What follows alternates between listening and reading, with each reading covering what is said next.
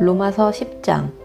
형제들이여, 내 마음의 소원과 이스라엘을 위해 하나님께 기도하는 것은 그들이 구원을 받는 것입니다. 내가 그들에 대해 증거합니다. 그들은 하나님께 열심히 있으나 지식을 따른 것이 아닙니다. 그들은 하나님의 의를 알지 못하고 자기 의를 세우려고 애쓰면서 하나님의 의에 복종하지 않았습니다. 그리스도께서는 믿는 모든 사람들이 의에 이르게 하기 위해 율법의 마침이 되셨습니다. 모세는 율법으로 인한 의에 대해 기록하기를 율법을 행한 사람은 그것으로 살 것이다 라고 했습니다. 그러나 믿음으로 인한 의는 이렇게 말합니다. 너는 속으로 누가 하늘로 올라가겠느냐 하지 말라. 이것은 그리스도를 모셔 내리려는 것입니다. 혹은 누가 지옥에 내려가겠느냐 하지도 말라. 이것은 그리스도를 죽은 자 가운데서 모셔 올리려는 것입니다. 그러면 그것은 무엇을 말합니까? 말씀이 내 가까이 있으니 내 입속에 있고 내 마음속에 있다 라고 했으니 이것은 우리가 전파하는 믿음의 말씀입니다.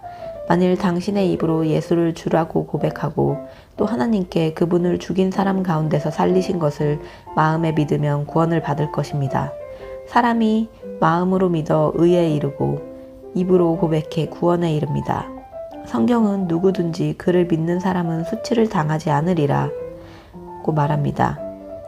유대 사람이든 이방 사람이든 차별이 없습니다.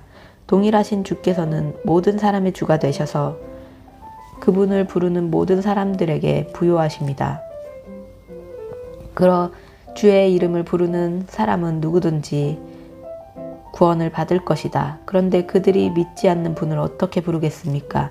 듣지도 못한 분을 어떻게 믿겠습니까? 전하는 사람이 없이 어떻게 듣겠습니까? 또 보냄을 받지 않았으면 어떻게 전하겠습니까? 기록되기를 좋은 소식을 전하는 사람들의 발이 얼마나 아름다운가 라고 한 것과 같습니다. 그러나 그들 모두가 다 복음에 순종한 것은 아닙니다. 이사야는 주여 우리의 전한 것을 누가 믿었습니까? 라고 했습니다. 그러므로 믿음은 들음에서 나고 들음은 그리스도의 말씀에서 납니다. 그렇다면 내가 묻겠습니다. 그들이 듣지 못했습니까? 물론 그렇지 않습니다. 그들의 음성이 온 땅에 퍼졌고 그들의 말이 땅끝까지 이르렀다 라고 했습니다. 내가 다시 묻습니다. 이스라엘이 알지 못했습니까?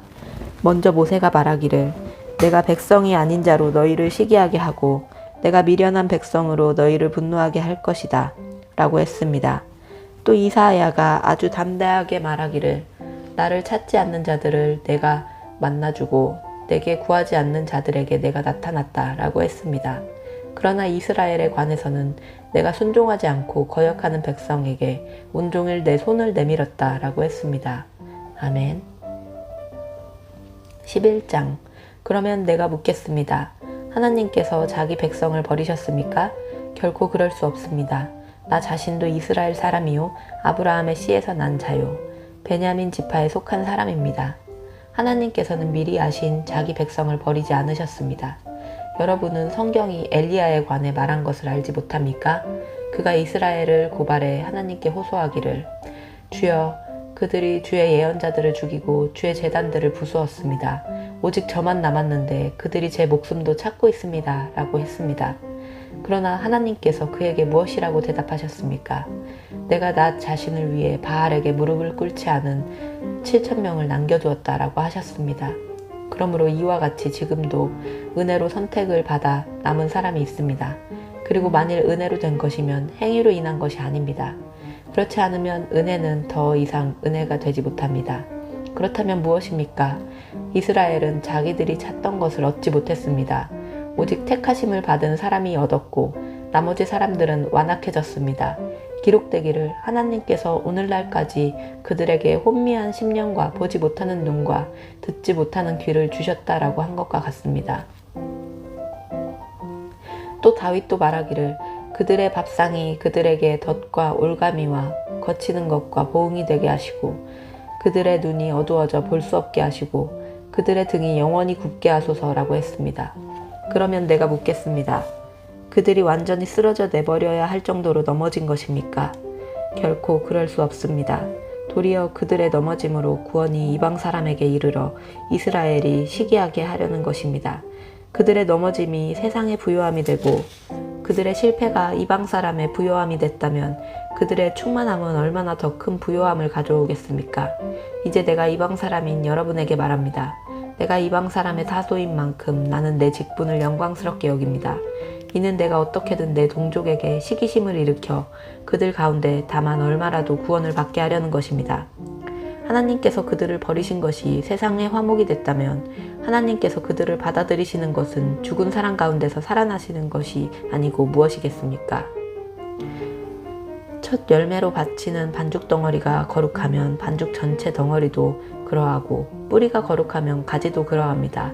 그런데 가지들 가운데 몇 개가 부러졌는데 돌 올리브 나무인 그대가 그들 가운데 젖붙임을 받아 참 올리브 나무 뿌리에 자양분을 함께 나눠받는 사람이 됐으니 그 가지들을 향해 자랑하지 마십시오.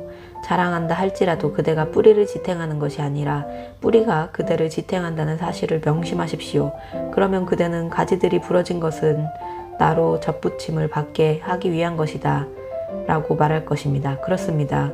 그들은 믿지 않음으로 부러졌고 당신은 믿음으로 서 있습니다. 마음에 교만을 품지 말고 오히려 두려워하십시오. 하나님께서 원 가지들도 아끼지 않으셨으니 그대도 아끼지 않으실 것입니다. 그러므로 하나님의 인자하심과 준엄하심을 생각해 보십시오.